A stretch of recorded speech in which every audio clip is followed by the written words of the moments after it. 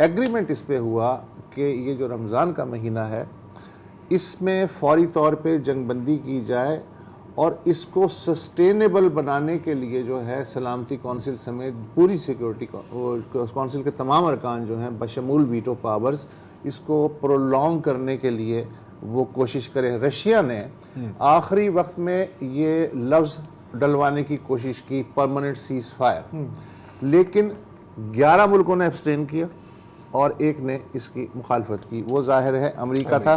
तो मसलन अभी हम इसको इस तरह ले सकते हैं कि कुछ ना होने से कुछ होना बेहतर है। एटलीस्ट 24 घंटे में से कोई सेकंड ऐसा नहीं गुजर रहा कि फ़लस्तीनियों को मौत बरसती नज़र ना आ रही हो, तो कम से कम 15 दिन की रिलीफ इस दौरान जो है वो तमाम रास्ते, हुक्म दिया गया है इस करारदाद में कि तमाम ज़मीनी रास्ते जो हैं वो खोल दिए जाएं।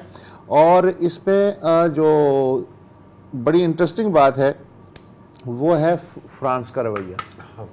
फ्रांसीसी मंदूब जो है, अगर आपको याद हो, पिछली 3 दफ़ा, एक दफ़ा में एब्सटेंड रहे, एक दफ़ा देखें चूंकि चुनाचे वाला रवैया था, और पहली जो करारदाद थी उसमें कहा था एब्सोल्युटली नॉट कि जी इसराइल को डिफेंस का पूरा हक है।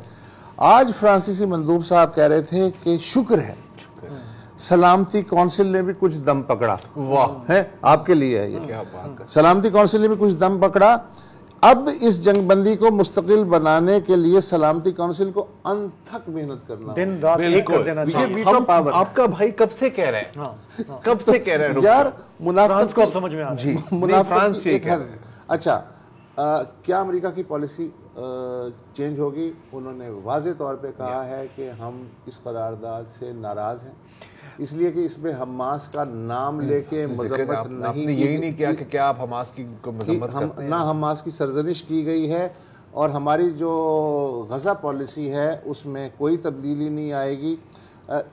ये आपने बता दिया कि नेतन्याहू ने जो वाशिंगटन जाने से वक्त को रोक दिया है ताकि वो रफ़ा पे हमले के ब्लूप्रिंट जो हैं वो देख सकें, बाइडन साहब के इंसानी जानवरों को कैसे बचाया जा सकता है। लेकिन वहाँ डिफेंस मिनिस्टर मौजूद हैं वाशिंगटन में, और उन्होंने खुल के कहा है कि हम जंग जारी रखेंगे और हम पूरे गज़ा जो है उस तक हमारा दायरा होगा, और हमें जहाँ भी हमास का शक होगा हम उसके पीछे जाएंगे। मतलब इसराइल ने सुना ही नहीं, इसराइल को खबर ही नहीं पहुंची कि सिक्योरिटी काउंसिल में क्या हुआ है।